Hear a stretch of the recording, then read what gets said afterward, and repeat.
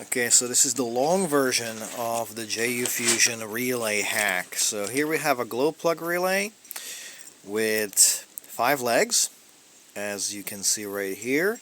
Not sure what the 5th leg is for, but it's probably important because somebody have thought it's a good idea to give that resistor inside an extra leg for itself. This is a regular relay. They have identical loading capacity. The only difference is that there's missing one leg. This one cost me about, I don't know, 160 Czech crowns. It was super cheap. It's fairly universal relay.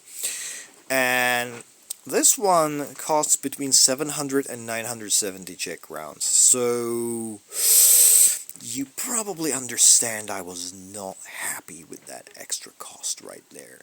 So you can see I have torn in.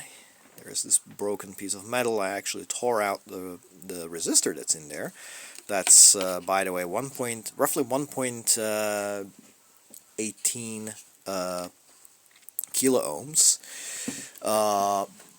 or 1,181 ohms, something around that. And I didn't want to retrofit. I didn't want to repass the relay by retrofitting like internals from this into that, because that's a freaking workout, and doing it every time the relay goes, that's just a damn annoyance. So I went, and here's your battery and a JU Fusion. Right behind that, if you're interested, is your fuse box, which is like the dumbest freaking place to put a fuse box ever. It's the dumbest place to put anything ever, but especially fuse box, where if the fuse burns, you have to get there, which is why one of those fuses is actually there, because it's also one of the non-standard fuses in there. It's like the lengthy ones. I have it somewhere out there. I'm not going to be going for it now.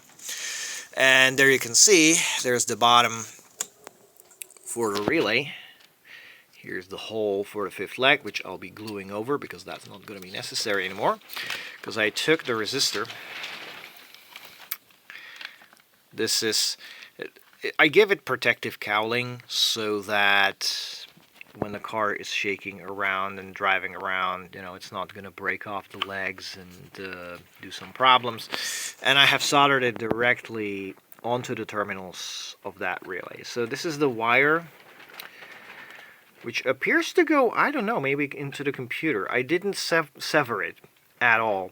I just left it there. I just removed the insulation and I taped it over a little bit. This is all inside a box, so it's not a terrible thing.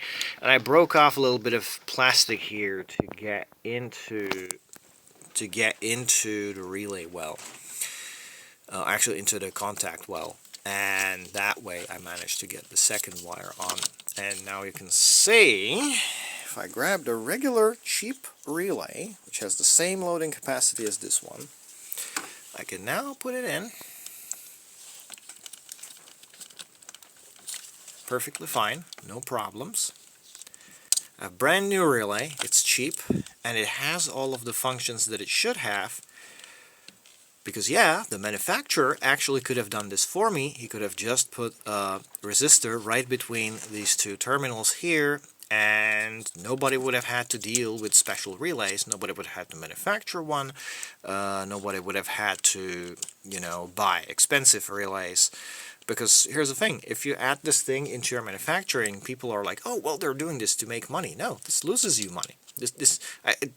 Making these loses you money, because you have one more component to keep in a database, one more component to be someone's freaking nightmare. Somebody has to manufacture this. Somebody has to drive it somewhere. Somebody has to recognize that different relay from the other relays and put it in the correct spot.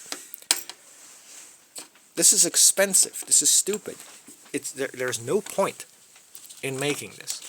So the manufacturer instead could have put a resistor right there, and you could use normal relays here, which as I have done. By the way, this is, I think, for a fan. It was a 40 amp fuse before, but I am planning moving that fuse box. I'm doing more tuning to my car than just this. It's like small tuning. I'm not tuner. I'm just putting the car into good usable condition.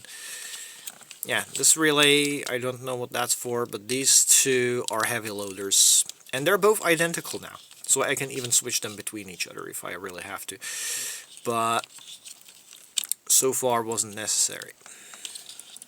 Or so far wasn't, actually it wasn't possible until now, and now I can, because I have this resistor down here. That means it's nothing's interrupted anywhere, and everything's gonna work perfectly fine. And that's how you hack stupid engineering. You just do your own. There you go. And yeah, I have been cleaning the intake, so it's dirty here.